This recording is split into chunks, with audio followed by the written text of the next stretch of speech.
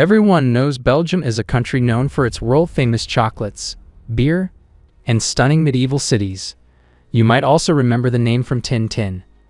But what if I told you this small country holds some of the biggest secrets in European history? Sitting between powerful neighbors like France, Germany, and the Netherlands, Belgium has often found itself at the center of epic struggles. In this video, we'll take a look into Belgium's history, from the Burgundians and Habsburgs to the fight for independence in 1830.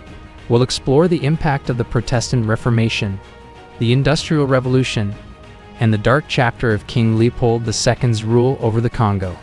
And we'll take a look at Belgium's role in both world wars and how the country has remained united despite its challenges. If you have made it this far, please hit that like button, subscribe, and smash that notification bell. Let's jump in. Before Belgium became the vibrant country we know today, this land was part of the Roman Empire around 27 BC, AD 476, known as Gallia Belgica. The Romans recognized Belgium's strategic location even back then, using it as a gateway between the northern and southern parts of their empire. After the fall of Rome in AD 476, Belgium became part of the Frankish kingdom under one of Europe's most famous rulers, Charlemagne. Charlemagne was a towering figure who unified much of Western Europe during the early Middle Ages. Under his reign, Belgium became an important region in Europe, linking various cultures and economies. These early years, especially during the 8th and 9th centuries, helped Belgium become a center of trade and culture. But as you'll see, the road ahead was not always smooth. Fast forward to the 1300s. This period saw Belgium under the rule of the Burgundian dukes, a powerful dynasty that brought wealth and influence to the region. Imagine walking through the bustling streets of Bruges or Ghent, hearing traders shout out prices for exotic goods like spices and silk, the clatter of horse-drawn carts, and the rich smell of freshly baked bread filling the air. These cities were some of the busiest trading hubs in Europe. Under the Burgundians, Belgium became a key player in the continent's economy. But then, in 1477, things took a dramatic turn. The last great Burgundian duke, Charles the Bold, died in battle. His daughter, Mary of Burgundy, married Maximilian of Austria, and Belgium became part of the powerful Habsburg dynasty. For centuries to come, Belgium would be caught up in the politics and wars of Europe's most powerful families. Life under the Habsburgs wasn't always peaceful, though. During the Protestant Reformation, Europe was rocked by religious conflicts. While the northern provinces like the Netherlands embraced Protestantism, Belgium stayed fiercely Catholic under the Spanish Habsburgs.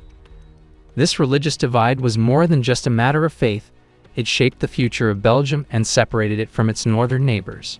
And by the 1700s, Belgium had transitioned from Spanish to Austrian Habsburg rule after the War of Spanish Succession. Despite being ruled from afar, Belgium enjoyed a fair amount of autonomy during this period. This was a time of growth and change. Empress Maria Theresa of Austria brought big improvements. New roads were built, industries expanded, and farming became much more modern. But as you would guess, not all changes were welcome. Maria Theresa's son, Joseph II, took things too far. He tried to strip power from the Catholic Church and implement reforms that upset many Belgians. This was believed to have led to the Brabant Revolution in 1789, where the people of Belgium rose up against foreign rule. Their fight for independence had just begun. In 1795, Belgium fell under the control of Napoleon Bonaparte. Under French rule, the country underwent major changes. New laws were introduced, and the metric system was implemented. Belgium was also one of the first places to experience the Industrial Revolution. Factories began springing up, and the Belgian economy became increasingly modernized. But after Napoleon's defeat in 1815, Belgium was once again placed under foreign control. This time, it was forced to join the Kingdom of the Netherlands under King William I. For many Belgians, this new union was anything but ideal. After Napoleon's fall, Belgium became part of the Kingdom of the Netherlands, ruled by King William I. William tried to unify Belgium with the northern Dutch provinces, but this created major problems. Most people in Belgium were Catholic and spoke French or Flemish, while the Dutch were Protestant and spoke Dutch. Imagine being forced to use a language you didn't speak or follow rules that didn't align with your beliefs. Tensions between the Dutch and Belgian people grew until in 1830. Eventually, tensions exploded into a full-scale revolution. In 1830, Belgium had enough. The people rose up in revolt, demanding their freedom from Dutch rule. And at last, after a short but intense struggle, Belgium became independent, and to make this independence official, they crowned Leopold I, a German prince, as their first king. Belgium's independence marked the beginning of a new era. Now free from Dutch rule, Belgium didn't waste any time. It thrived.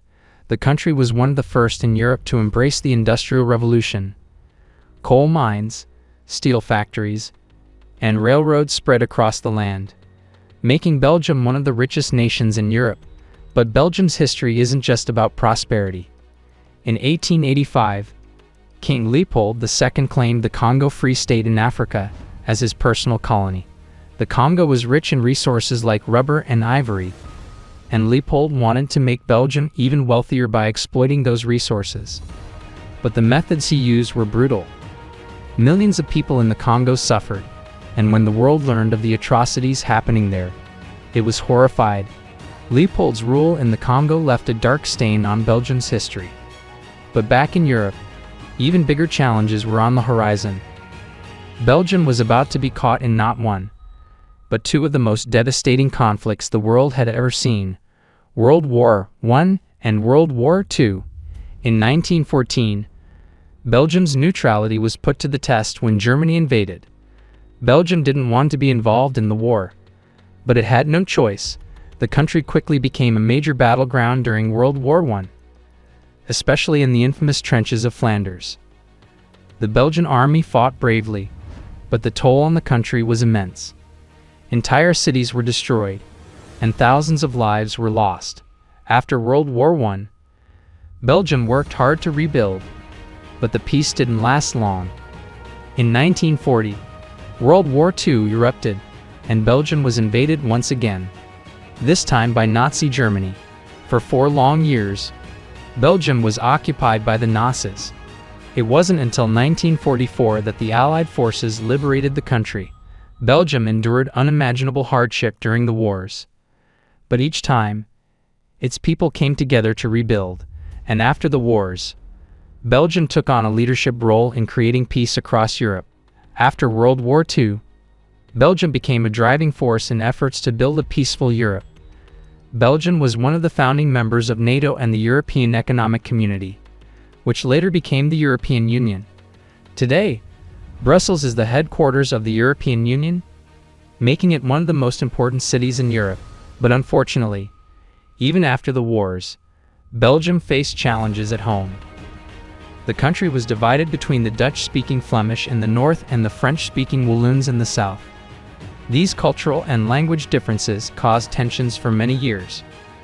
To address these challenges, Belgium began giving more power to its regions in the 1980s.